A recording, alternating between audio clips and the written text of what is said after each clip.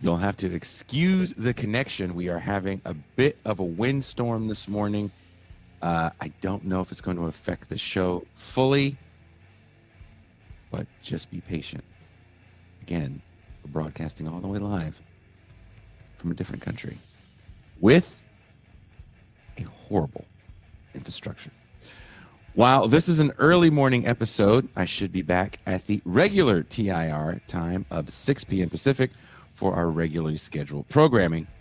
Also, if you dig this listener-supported program we have here on TIR, morning shows like this, then please think about becoming a patron. For as little as $2 a month or $30 for the year, you can make sure TIR can continue this breakneck pace of shows and possibly move to a studio where I don't have to do this by my house where I live on a dirt road.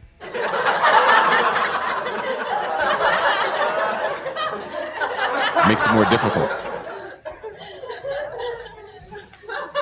That being said, April 17th, Ben Burgess and I will be back in my hometown of the San Francisco Bay Area for a live show at El Rio, 6 p.m.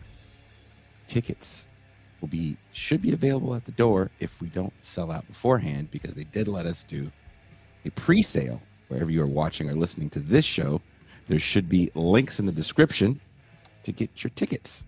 Also, if you are a patron, there is a discount. That's right, patrons get 20% off. So even more of a reason to be part of the TIR patron family. Now, we have that out of the way. Let's talk about a potential strike at Illinois State University. The Trump administration 2.0 has set its sights on higher education, with universities, both elite and private institutions and publicly funded ones, becoming prime targets for austerity and ideological control. Some major universities have already caved to his racist and authoritarian demands, a response fueled by fears stoked by the massive student protests that erupted during the Biden administration over U.S. support for Israel's genocidal war in Gaza. But Trump's assault isn't just ideological, it's financial. Public universities, long suffering from neoliberal defunding, are now feeling the sting of renewed conservative attacks. One such institution is Illinois State University, where faculty members have overwhelmingly voted to strike, pushing back against decades of austerity, the gigification of higher education, and the erosion of tenure protections. Sorry about that. As a recent Jacobin article pointed out, the crisis in higher education didn't begin with Trump. It's the culmination of what we call on this show the 50-year counter-revolution, where in this case, tenure-track positions with academic freedom are moving toward precarious gig-style adjunct labor. This shift has gutted public universities in particular, turning them into overpriced credential mills that prioritize corporate interest over intellectual inquiry, critical thought.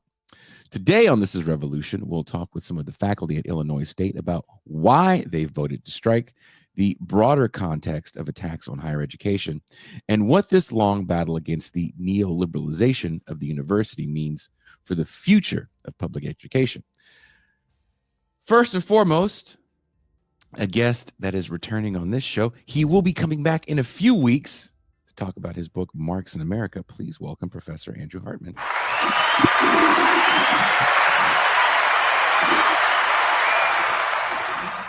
Jason, thanks for having me on again. Always fun. I think your intro is different than the last time I was on. It really made me want to rush the barricades. I think it's been so long since you've been on. Yeah. We have a new intro and a new face for TIR. We'll find out what I forgot to ask what Nathan's a professor of. Another professor at Illinois State. Please welcome Nathan Kapoor.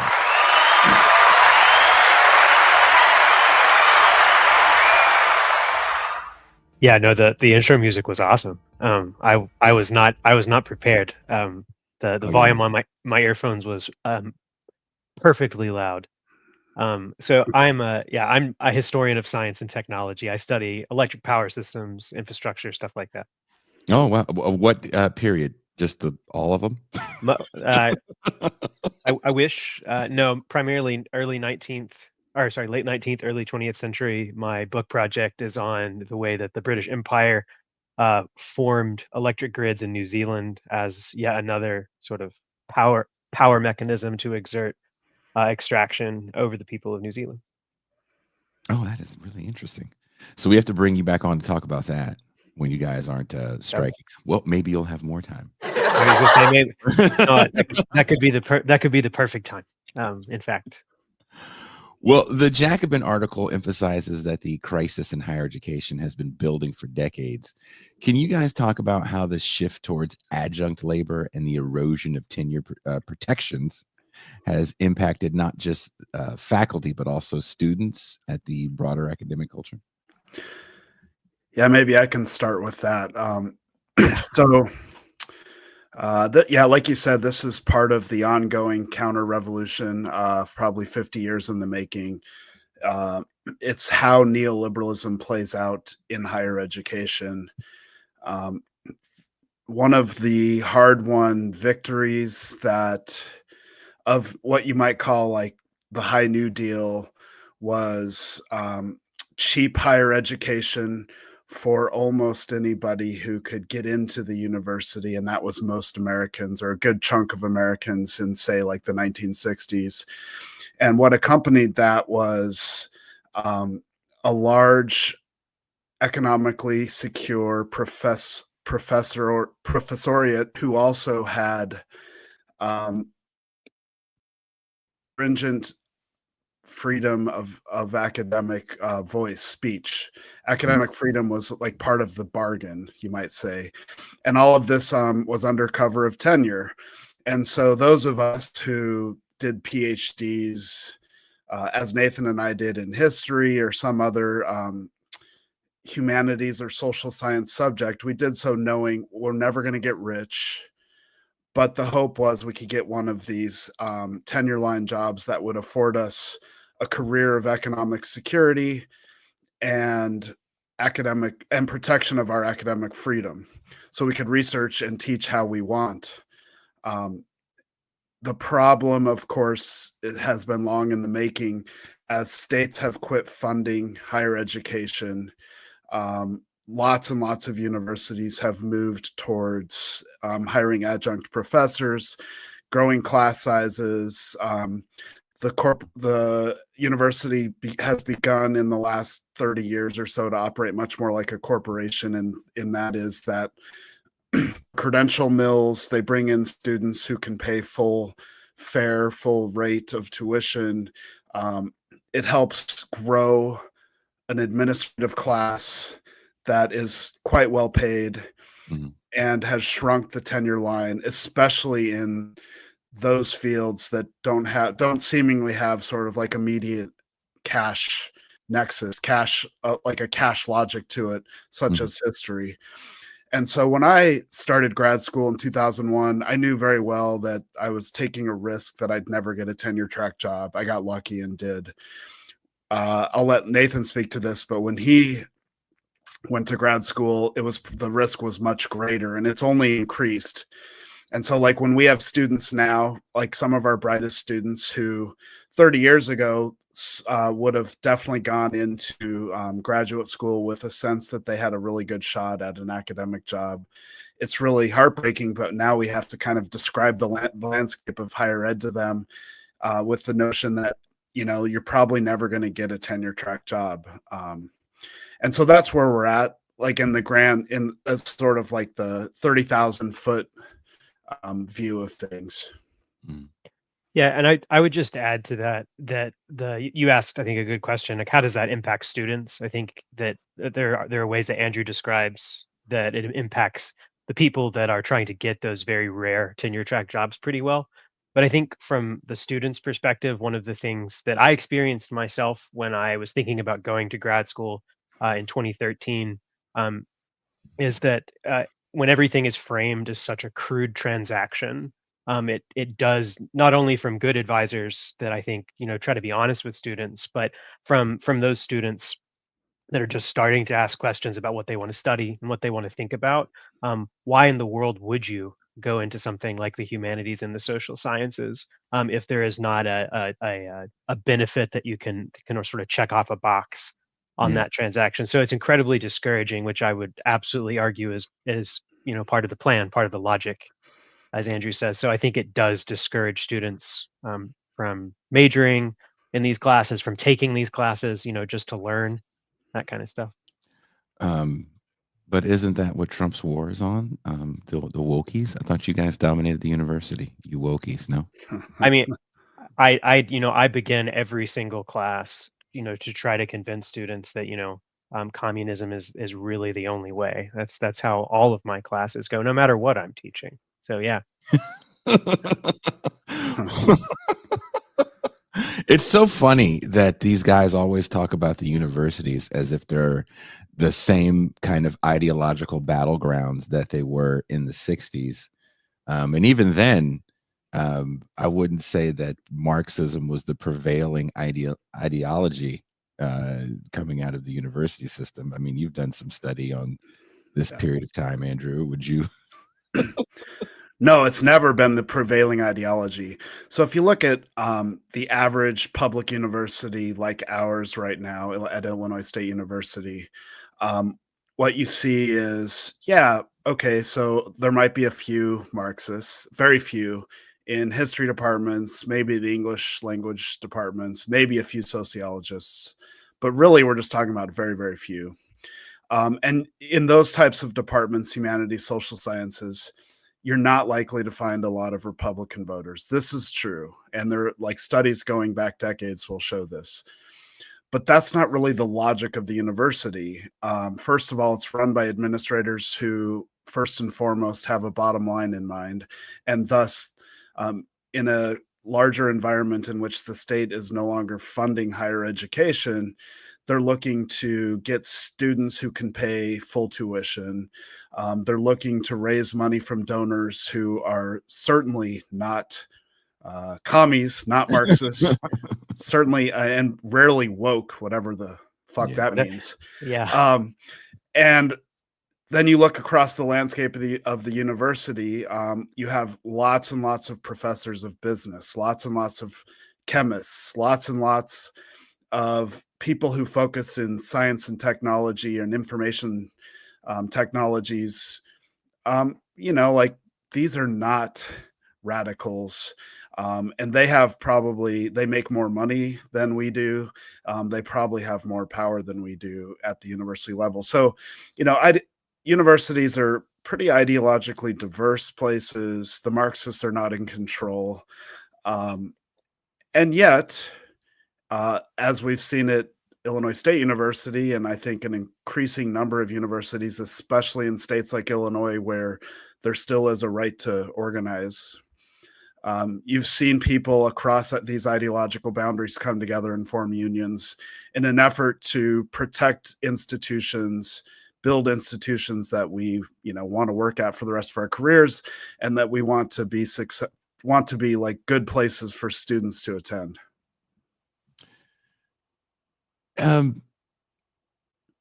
Have the public universities like Illinois State been particularly vulnerable to these neoliberal transformations, more so than maybe the private institutions? For sure, just because, if you look at a place like Illinois State, say 1965, a massive chunk of our budget would have been funded by the state. Tuition for students would have been relatively cheap. You look at a state like California in the 1960s and really well into the 1980s, students mostly went to college for free, whether it was from the large community college system all the way up to Berkeley. Because of austerity, neoliberalism, going back to the 70s and especially the Reagan Revolution, all of that has changed and it's only gotten worse. And so state universities, which used to be reliant on state funding, are now reliant on other sort of mechanisms. We don't, Illinois State and other state universities, especially Research 2 universities, so not the University of Illinois, not the University of Michigan, not Berkeley, but places like Illinois State University, we don't have large endowments like Harvard, Columbia, et cetera. And so, we are much more sort of, I guess, like open to these types of attacks and suffering the consequences as a result, for sure. What are the key demands that you guys have at Illinois State? There's a lot. I think that the some of the most important would be salary increases, which is of course not surprising. But what I think might be surprising is how long um, ISU tenure track and tenured faculty have not had wage increases that even get close to keeping up with inflation, let alone get close to keeping up with peer institutions at our two universities and other universities like Andrew mentioned. So that's one of them. There is also a lot of language in the contract proposed by the union over a year ago now that have still not been addressed, about extended parental leave, just very basic parental leave, which is currently not something that the university argues as an actual leave as it stands right now. And as I can just admit myself, because I am currently on that quote unquote parental leave, which is really just taking sick time. Because as we all know, the birth of a child is an illness in this country. And then a couple of the other demands that I think are really important, and that are still at the bargaining table, and that the university has done little to nothing to actually address, have been other things about caretaker leave, as well as an argument for increased student mental health support. Um, Hmm. the facilities at this university, a university with 20,000 some students, are embarrassing. Students are limited by the number of sessions that they can seek out for a variety of mental health issues. Um, I have only been teaching at this university for 3 years now, and have on more than one occasion sort of had to function, sort of against my will and certainly against my expertise, to hear about these students' lives in ways that a professional needs to. Mhm. And it is just it's horrible. So that's something else we've demanded. We've asked for clear instructions about how tenure and promotion ought to work. Just sort of very basic things that you would think would be worked out at the administrative and bureaucratic level, but super aren't at Illinois State University. Um, let's see. In fact, there are some things in the contract that would help the administration, sort of clear management side rights that were just not written down or codified in any way. There's a lot of sort of best practice or things that were just sort of done for the past couple of decades that we're asking just for some clarity on. So yeah, lots of stuff. Um, in the post-COVID world, I know I've heard numerous professors complain that the students aren't ready. That period of time where they were doing a lot of stuff via Zoom kind of degraded a certain skill set. And also, you guys are dealing with a lot of first-generation students, if I'm not mistaken, right? First-generation university students, right? Do you feel you have more challenges at the state level than you would at like a higher ed? Yeah, I think so. So COVID obviously contributed to this. Talked to most professors, most teachers at public school, secondary level, and they would probably agree that it's increasingly difficult to convince students to like take things like reading and writing seriously. Um, in our history department, we have a lot of history majors who want to be high school history teachers, and so I think if for those of us who spend a lot of time teaching majors like I do, maybe the problem isn't as pronounced as like those of us who teach a lot of general education. But yeah, this is an ongoing issue, and so if the university like ours, and I think this is true at a lot of state universities, if they need to continue to bring students in to fill up the seats, that's the whole sort of economic model. And if those students aren't prepared, they need to adjust for that. And I think, one of the great things about our unionization drive is like it's been sort of based on the model that the Chicago Teachers Union put together in the early, like about 2010, 2011. And that is, we're organizing for all. We're looking to make the university a better place for everybody, not just for us. But I think it starts with faculty in this sense. It's really hard to be a really good teacher to your students when you're struggling economically. A teacher's working conditions are a student's earning conditions. And the model at ISU has long been underpaying faculty, and which might have worked for much of ISU's history, in the sense that where we are, Bloomington Normal was not no longer, but was a relatively inexpensive place to live. And I don't know, I think maybe lots of old time ISU professors thought there were just perks to teaching here, that, the trade-off was okay, but that's just not the case anymore. Our community the cost of living is going up exponentially, catching up to lots of other places, and yet our salaries are not. So the whole model needs to change. We can't operate a good university that serves everybody, including students, on the model of professors, the teachers, faculty getting underpaid, and our salary increases coming nowhere close to keeping up with cost of living. Yeah, and if I can add to yeah, your please. COVID question, because I think that's a really important question. Because while I absolutely think, and I don't have much teaching experience prior to COVID, so take what I'm saying with a grain of salt, I guess. But I think that while there are very real concerns, there are very real deficiencies in students reading and writing, some that I have, absolutely thrown things across the room about. I think, unfortunately, those very real concerns have become a mask for a lot of administrators as a sort of crutch, to say, since all of these things are so bad, there's nothing we can really do about the difficulties you're having. The pandemic was so terrible that it's eroded all of this stuff, and we're just helpless about it. And to me, that is not a very useful position to have. And one of the great things that I've gotten in my work with the union is I sort of came up in academia being told, you're not going to get a job, you're not going to finish your PhD, you're not going to be able to defeat these problems in higher education. When in fact, when you organize, when people do a lot of work, you can do something about it. And so one of the things I have really gotten tired of, frankly, from the administration side, and these sort of like whispers of COVID deficiencies and at the impossibility of doing anything about it, is that it sort of resigns people to that attitude, and then it just sort of hurts everyone. And so I'm very aware of the harm caused by COVID. Please do not misunderstand. But I'm sort of wary of using that as an excuse to not organize and not try to do better. That is what has killed me throughout this entire campaign, is this insistence and this constant language from this university in particular, and I expect others, that we're just an R2, we're just struggling along as a little state university with our little first generation students.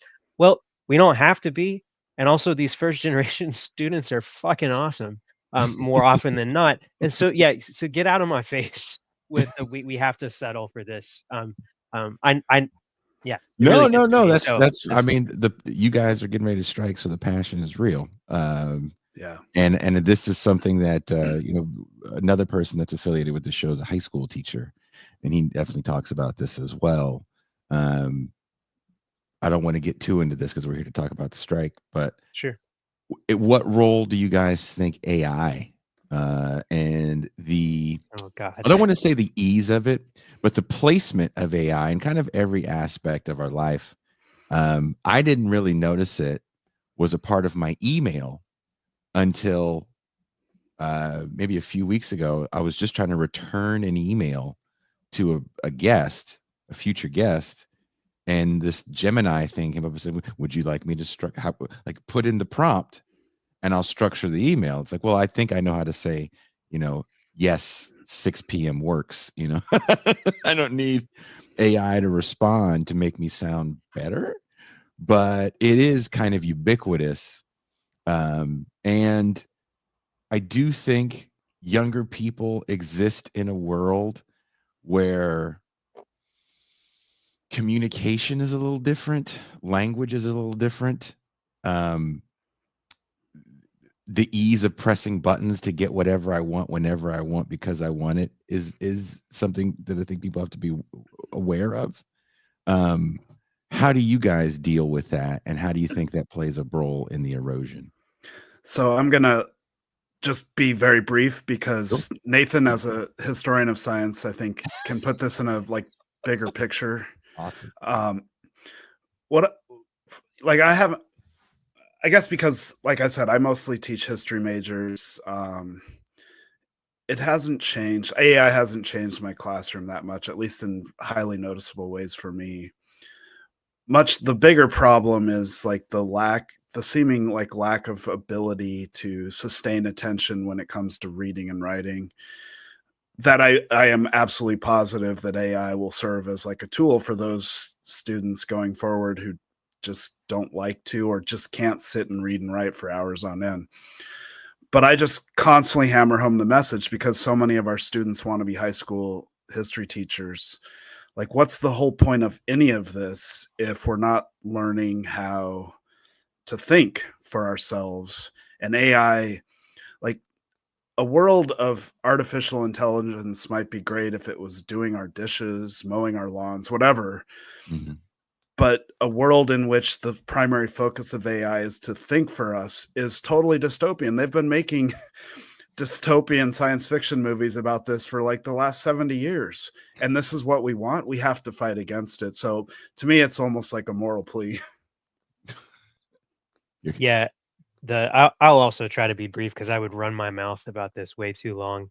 I think it has absolutely affected the way that students write and think. Certainly, some of my friends in the corporate world as well have talked about the way that they use this in some ways I wish they didn't. But I think, like, as a historian of technology, to put that hat on for a second, I do think it's really useful Mm-hmm. with AI to think about the same conversations that happened around the internet, that Mm-hmm. happened around the appearance of visual media, the appearance of television, radio, the telegraph, and print. That if you sort of follow an algorithm about the way that humans behave when a groundbreaking communications technology comes out, we always do the same thing. Um, the sort of a lot of the same behaviors and patterns seem to appear. So I do always like to throw that word of caution out there. To me, what is more concerning about AI at the university level isn't that I'm worried about students cheating or not learning to think for themselves. I expect, as you kind of pointed out, students are thinking and doing and pushing buttons in ways that we didn't, and Mm-hmm. we'll do cool stuff with it. Even I think my concern is that really all AI does to me right now is accentuate really problematic and unbalanced power structures that already existed. Mm. So, right, the people that have the resources, the people that have wealth, the people that have skill sets or are positioned at different levels, AI benefits them so much more than it benefits a college student or someone bagging your groceries. And so, where there is already a lot of inequity, AI has now fostered the ability to make that exponentially worse, and that gap even wider. And so that to me is the real concern. And what concerns me isn't the students, it's the administration's embrace of AI, the uncritical embrace of AI. We have, I guess name calling isn't very nice when you're on a podcast, but some bozo at this university that's kind of been deemed the AI czar that hosts Weird. these events to talk about AI and get people excited and do these kitschy little uncritical activities without ever like sitting down to actually think about the gaps, for instance, that are being created. Um, it's just a cool toy. That to me is way more concerning than a student generating an essay on this thing. I don't think it has impacted students that much yet. Where what I think it's done is it's given the university an excuse to sort of expand problematic structures that already existed. Ooh, go ahead, Andrew. Yeah, so when I come back on the show in a few weeks, we can talk about how a 19th century German philosopher thought about not AI because he didn't understand that, he didn't have that in his world, but about how automation is a tool that the powerful, the capitalists, use to their advantage to the repression of the rest of us. So building on Nathan's idea, I think I agree. Well, then I'm double excited because I've been watching RoboCop recently, Oh, it's so good. and Yeah, there's a lot I have to say about fears of AI and robotics that existed in the 80s and all that other stuff, but that's a conversation for another time. What point was strike the only viable option for you guys? What was the straw that broke the proverbial teachers unions back? Who wants to go? Nathan. I guess the timeline of this. So the negotiations began with the administration in February of 2024, during which time a administration side lawyer is the nicest description I can use, began slowly to not address the contract that the university had proposed, deconstructed the whole thing, came back with incomplete proposals and just lots of back and forth all the way up until December. Between February and December, there was lots of back and forth about language, about what word meant what, which is, of course, all important. You do want to get that stuff and be careful. It could have been done a lot faster. But there was absolutely no mention of economics. There was this insistence on the side of the administration, which is a very typical strategy to, we don't talk about economics because things can change by the time we get to that point in the contract. And we want to make sure everything's fair, which is, of course, preposterous. But in December, we received our first economic proposal, which was something like a 0.25% raise, which was incredibly insulting and was also absolutely strategically given at the end of December, right before the end of the semester, when it would have been very difficult for the union to, communicate with members, etc. We did it anyway. We are actually getting pretty good at communication, I think, and then we refused to accept that just atrocious um, economic proposal. And this continues into January, into February, with the university making very little movement and also just, again, refusing to even address things like parental leave or better language for student mental health support. At that point, as well, we had to bring in a federal mediator. This is part of the labor law in Illinois, that a mediator has to come in and sort of help both sides reconcile. Some movement happened there. We got a few wins on tenure processes, a few further clarifications on advancement, for example. But again, some of that those crucial changes regarding salary, student mental health, workload, how much, for instance, can the university be expected a professor to teach? We really wanted to make sure that that was set in stone and not something that could, continue to be expanded as has happened in the past. After those mediation sessions, at the beginning of March, began to wind down, it became clear that the university was not going to move, despite calls from the union to take this seriously, despite demonstrations on campus. Even after all of those demonstrations, about in the middle of March, I would say, that is where it became absolutely clear that they were not going to listen, that they were not going to move. And so we began all of the processes, which include a straw poll, which is to measure how the union membership feels about a strike first. And then following that straw poll, the strike authorization vote has to take place. And then after that vote, which Andrew, you'll have to, or either of you can help me. I know April 4th is the first day we can strike. So whatever 10 days before that is, Yeah. we took the strike authorization vote. As you mentioned at the beginning, it passed with an overwhelming majority of faculty members saying they were ready to strike. So yeah, the university's unwillingness to move the needle on wages or address those other issues really were the final straw. And it's kind of been a encouraging, ironic development. One of the, I've been at ISU for 18 years now, and I've talked to colleagues who helped try to organize a union as early as the late 90s. And one of the impediments has always been faculty who saw administrators as like on our side, as friends, as a collegial relationship, and they worried that forming a union would antagonize that relationship.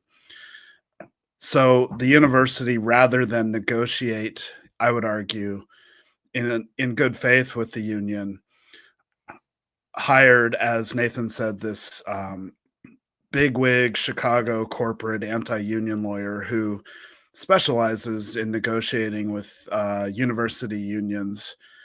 And he went by a playbook that was stall, stall, stall, in the hopes that it would demoralize us and make us easier prey to agreeing to a contract that would benefit the university and not us. But it's had the opposite effect. From my vantage point, it's just made faculty angry and less prone to think of the sort of higher ups in the administration as our friends. And so that's where we're at. I wouldn't say we're hoping for a strike. There are several bargaining sessions that are going to happen this week. As Nathan said, this Friday, April 4th, is the first possible day we could go on strike legally. I'm hoping we avoid it, but the threat of a strike is real, and that's really what's pushing, hopefully, the university to come closer to our demands. What's the temperature like on campus right now? Are students a little worried, or is everybody just kind of waiting? I think so. This is anecdotal because I'm just talking about my students again, who are mostly history majors, but they're very, very much on our side. Every Thursday, the union wears green as a symbolic sign of solidarity. This past Thursday, I showed up to my class and 3/4 of the students were wearing green. Maybe some students are just like the excitement of it's a change of pace. They might not have class for a week, but for the most part, from what I can tell, students are very much on our side. The university has been sending these mass communication emails to the whole university community, including parents, that are highly misleading in trying to convince people that we're being unreasonable. The students are not buying it. I can't really speak to the parents. It seems like targeted towards parents. But the students themselves, from my vantage point, are on our side.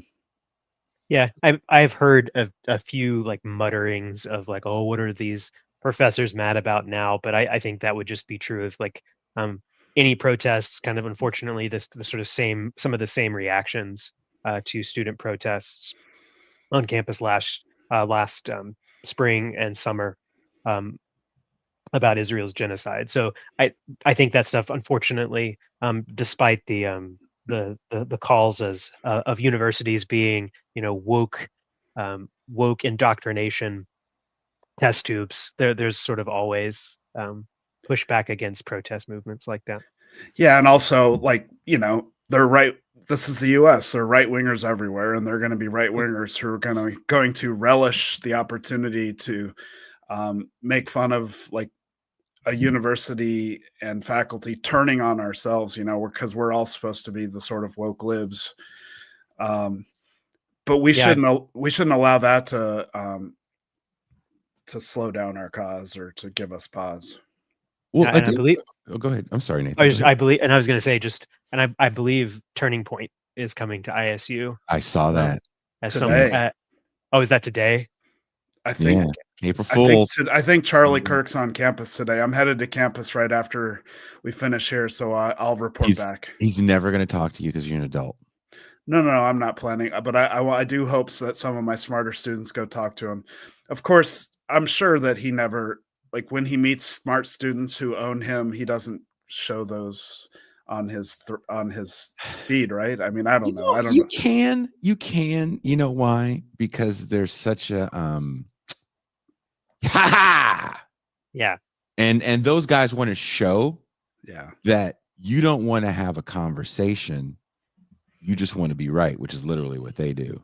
So that's why what's that guy's Ben Shapiro can show getting owned over and over again, and every other lefty podcast can show it and high five each other. But it's he's using that same video as a promotional tool as why you suck.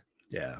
So I've always been of the mind, and maybe I'm of the minority. Well, I am, but opinion that's like, just, if you know what, if you don't talk to them, then they're just there talking to themselves. Yeah. Like, like just ignore. Yeah, there's really no reason to.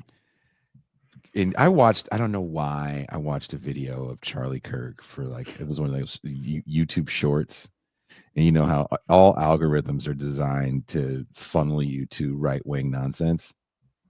And I think I was watching videos on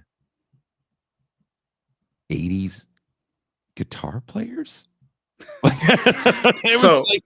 So logically, Charlie Kirk would appear next. Yeah. The Charlie Kirk to Randy Rhoads pipeline that so many of us have followed.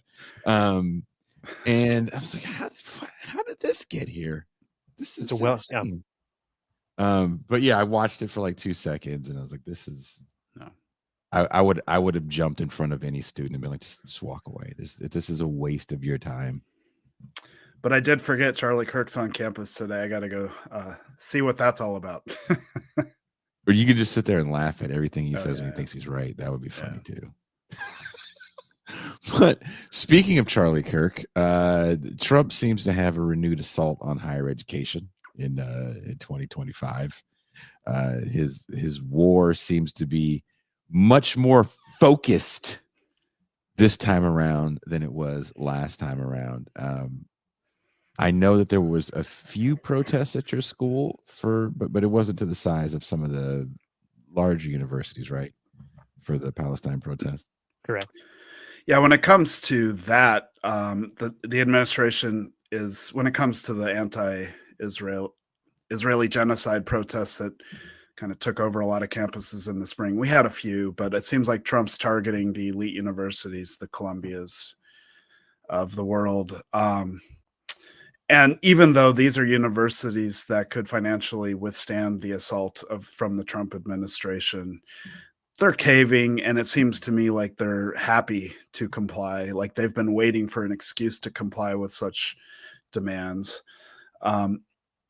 You haven't seen that kind of like targeted assault on institutions like ours yet. I think that the assault on the bigwigs is kind of like meant to serve as a warning to the rest of us. But at the same time, the Trump administration is just massively cutting federal funds to universities. That is hurting the elite ones the worst, but will trickle down and hurt all of us for sure. So, there are many layers to the assault on higher ed, or ed in general, this time around in the Trump administration. The best thing it had going for it when Trump came into office in 2017 was incompetence. And this time around, I mean, I'm not going to call them competent necessarily, but they understand that there are ways to devastate the people and institutions they dislike, and they're doing a much more effective job at that. Does that frighten you? For sure, yeah. Absolutely. Yeah, they're still rabid dogs, but they're rabid dogs like in a hallway without anywhere else, with like sort of one direction to go. Mm-hmm. So yeah, no, it's terrifying. Mm-hmm. How are the students reacting to this? Because the university kind of is the place where you find yourself, so to speak. I have no problem with any of my kids not knowing what they want to do with their life, going to school and trying to figure it out. But what happens when that's looked down upon? I do think that stereotype of finding yourself in the university is looked at extremely negatively. I was going to say it's not a win. It is looked down upon. Students. I don't necessarily would never blame like a university advisor or anything, but I think students are sort of told when they walk into school expecting to have a major, that it is looked down upon to not, you're an adult now. How do you not know what you want to do to make money, right? That this is just the first big transaction you get to make in your adult life. And you should know what you're paying for. It's quite frightening. I don't want to get too into the poor child's life, but I have a 26 6-year-old. She'll be 27 this year. She's finally finishing up with school, and looks like she's going to lean towards teaching at the elementary level. But there's fear. I can see it in her, because it's like this now she has to be an adult, even though she's been living on her own. There's a difference between kind of cruising along as a young person and then to being an adult, because there's no moment that hits you and you go, okay, now I'm adult. I'm wearing a fucking Motley Crue t-shirt and I'm 47 years old. You know what I mean? Like, I don't know if this means I'm an adult. Someone asked what it means being an adult. Like, I don't know, doing stuff you don't like doing. Yeah. I I guess that's what's being an adult. Like I don't know. Like, how would you define it, Andrew? We're about the same age, and you got a couple kids in the game. So what is being an adult to you? It's definitely not being a dad, because you can be a child and a father at the same time. Yeah. Oh, I don't know. I guess. Well, I would agree with you doing stuff you don't like to do, but my kids would say I have to go to school, and that sucks. So I must be an adult, and I'd say no, you're not an adult. I guess when you decide you have to do stuff you don't want to do, even though no one's like telling you have to do it. Yeah, you just know you have to do it. Yeah. Like my students. So I'm one of the classes I often teach at ISU is the methods in teaching history, right? So everyone in my class, I'm going to go teach 2 sections of this later this afternoon. They're studying to be high school history teachers. So they came into college with a career path, not to get rich, of course, but they had a career path in mind. And so we're combining this vocational track with a liberal them. And in our current world, like, this is a good place to be. I mean, ideally, students should just have years and years to kind of like follow on the university and read whatever and think about whatever and hang out with whomever and then figure it out later. I think that's the Platonic ideal. But in our world, I think it's a pretty good path for our students who want to be high school history teachers. Of course, some of them are struggling with the idea that they're going to be adults very soon, in terms of like having to be in a classroom full of teenagers and being in charge of them. They struggle with that, but much more so, and this impresses me about our students, they're struggling with the fact that they're entering a profession that's under attack, that increasingly people, especially on the right, especially coming out of the Trump administration, seem to hate. And they're worried. They're worried that like the way in which we're training them to teach history is going to be frowned upon, and they might get fired, or they might be hated by their community members for it. So part of my job is to prepare them for that reality. I always tell them that the biggest censor of teachers is the self-censorship out of fear, so you just can't be afraid. But there are very real risks involved, of course. You want to add to that, Nathan? Yeah, I mean, I think that the one thing that I've heard students both be a little frightened of in some of my history classes, but also that they have encouragingly come back and said they appreciated when they've entered the classroom, is that history, while it is something to study, something to nerd out about, or buy your dad's submarine books about, it is at the same time a mechanism for reading, for thinking, for inquiry, for empathy, and getting students to recognize that whatever it is about history that motivates them, whether they're studying, I don't know what other people study. I only think about New Zealand and electricity, but whatever it is that you're studying, that it's a tool for you to talk to people, to communicate with people, to get people to not necessarily adopt, but empathize with someone else's experience, that grounding history and those things first, rather than grounding them in a particular ideology, tends to not necessarily make you immune to some of the attacks Andrew is talking about, but I think make you a far more sort of formidable opponent for those that want to really attack the humanities and social sciences. Yeah, that's a good way of putting it, Nathan. I feel like we're training our students to be formidable opponents so that they can't be taken lightly. Well, that's important. Sounds like you're building soldiers. That's kind of how I think about it sometimes. I got to be honest with you. And I've been doing it for 18 years, so I have a lot of soldiers out there. Well, I mean, it seems like this is a moment I can't remember in my lifetime. Like I said, I'm 47, and I'm from California, from the Bay Area, so I definitely grew up in Reagan's time, where there definitely was a conservative war, but was it just simply a cultural war? I mean, before I came into this world, he definitely did what he could to make universities more expensive, and that's had repercussions. We're talking about them right now. But that being said, I can't remember such an just blatant battle to say, let's just start deporting people here on legitimate visas, and then do a press conference on saying we're protecting the freedom of the United States of America by shutting down one of the pillars of what we call freedom, which is the freedom of speech. I find that massively contradictory. Even to shut reporters up, that's kind of common to a certain degree with any person in the White House, right? There's always like, oh, maybe we don't want that guy in here. But to be so blatant about it, to be so brazen in your iron-fisted way of doing things, is this something new, guys, or am I just finally opening my Bambi-like eyes? So it's definitely not new. There have been many points in American history when the federal government and state governments and kind of like local paramilitary troops have crushed, repressed free speech. Next time I come on the show, we can talk all about that, Jason, because I deal with it in my book quite a bit.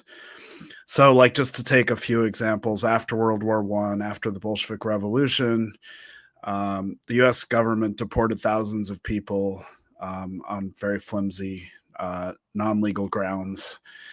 Similar things happened during McCarthyism. So what I see now is it's a new form of McCarthyism, except there aren't many commies around. So it's kind of farcical in that sense. And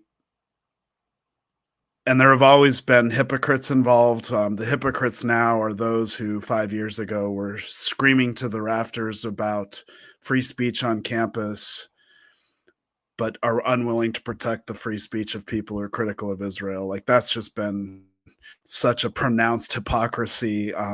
It staggers the imagination, except unless you sort of dig into the careers of some of these people. So it's not new.